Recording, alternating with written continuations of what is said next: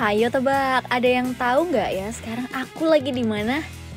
Yap, bener banget. Sekarang aku lagi ada di pameran pertahanan internasional Indo Defense 2025, di mana publik dapat melihat langsung dan bahkan mencoba sejumlah peralatan militer seperti senapan, kendaraan tempur, hingga tank.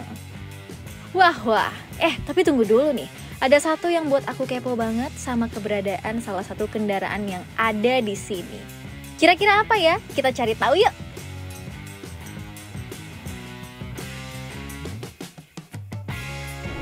Halo Sobat Otomotif Kompas.com. Jadi hari ini aku lagi ada di sebuah pameran, namanya pameran Indo Defense.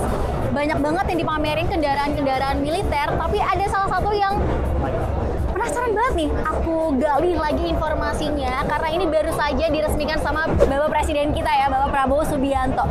Daripada aku salah informasi, kasih tahu ke kalian seperti apa spesifikasi dari mobil ini, kayaknya mendingan aku ngajak ngobrol langsung dari Korpres Sekretariat PT Pindad ya, Ibu Danurani. Halo Ibu, apa kabar?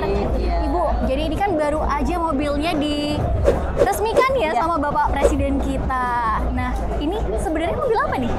Ini basicnya sih sebenarnya dari kendaraan MV3 yang sebelumnya ya, cuman memang diubah menjadi elektrik, tactical electrical vehicle seperti itu. Diresmikannya dengan nama Pandu. Nama Pandu. Pandu itu apa sih Bu? Pandu itu seperti yang kita ketahui dari bahasa Sanskerta, dan juga kalau dari tokoh pewayangan itu kan ayah dari Pandawa V ya. Tapi secara bahasa Indonesia itu artinya kan sebagai pionir. Diharapkan ini bisa menjadi pionir karya anak bangsa dari PT Pindad dan untuk kedepannya untuk masyarakat sipil. Lebih ke pelopor ya, berarti ya sejalan dengan misi Bapak Presiden kita ya, pengen anak bangsa Indonesia ini membuat sesuatu yang berguna juga bagi negara kita. Contohnya mobil ini. Jadi sahabat otomotif Kompas.com, sebenarnya MV3 ini udah digunakan sebagai kendaraan kepresidenan Bapak Prabowo sendiri. Namanya Garuda Limousine ya Bu ya. Dan juga sempat digunakan juga kan sama Paus ya waktu datang ke Indonesia. Betul. Oke, kayak kita boleh dong nih kita lihat-lihat ke dalam lagi ada apa aja. Ya ini sih dalam pameran ini ya ini sebenarnya bukan tampilan aslinya ya, cuman dalam edisi pameran ini kita memperlihatkan komponen-komponen di dalamnya seperti itu. Biar ngasih lihat ke publik kalau ini udah jadi listrik loh. Betul. Ini asli. Sebenarnya nggak setinggi ini ya guys ya. Iya. Ini hanya untuk memperlihatkan di sini aja. Oke, boleh buka nggak nih? Boleh. Ini kapasitasnya 4 orang ya. 4 orang. Belakangnya ada bagasi. Terus ini cukup fast charging juga, 3 jam, kapasitasnya 100 kWh seperti itu. Bisa melaju sampai 400 km. Wow, lumayan ya Bu ya, berarti ya. Nah, ini sebenarnya mobil ini dibuat untuk siapa sih? Sebenarnya kita sebagai partner dari Kementerian Pertahanan juga dan untuk Tentara Nasional Indonesia. Jadi kita harapannya bisa menunjang operasional TNI utamanya. Tapi harapannya tidak menutup kemungkinan masyarakat luas ataupun kebutuhan pemerintahan itu bisa kita penuhi. Jadi untuk sekarang untuk kepentingan TNI dulu guys. Cuman ke depannya tidak menutup kemungkinan ya untuk memperluas jangkauannya dari MV3 elektrik ini. Nah, sahabat otomotif Kompas.com, jadi aku inget banget kalau MV3 yang versi diesel itu dalamnya nggak kayak gini. Cuman ini mewah banget sih, lebih mewah daripada yang versi dieselnya.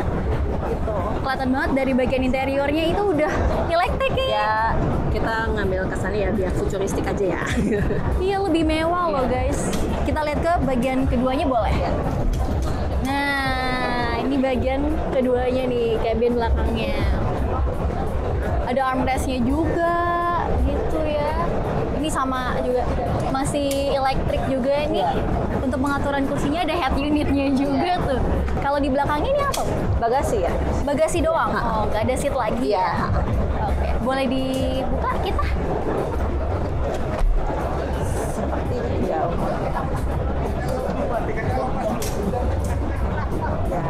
Oke. Nah Bu, Jadi kan dari awal MV3 ini ada di Indonesia, Bapak Presiden kita ini kan sangat mendukung ya kehadirannya dia. Tapi ada nggak pesan-pesan khusus terkait MV3 yang elektrik ini atau untuk Pindad tersendiri? Pesannya adalah agar kita bisa berdiri menjadi industri yang lebih mandiri lagi dengan bisa membuktikan bahwa anak bangsa itu bisa. Membuat kendaraan sendiri khususnya untuk kendaraan elektrik ini. Dan mudah-mudahan dengan adanya Maung EV ini kita sudah bisa menjawab tantangan tersebut dan kedepannya kendaraan ini tidak hanya digunakan oleh tentara saja tapi bisa digunakan oleh sipil juga. Iya, karena sekarang Pindad itu untuk membangun mobil ini juga mengait beberapa mitra lokal ya. Contohnya kayak pembuatan joknya, bannya gitu ya Bu ya. Berarti udah cukup membawa industri lokal Indonesia. Ya kita memang berusaha untuk bisa memenuhi muatan-muatan lokal yang bisa membangun kendaraan ini.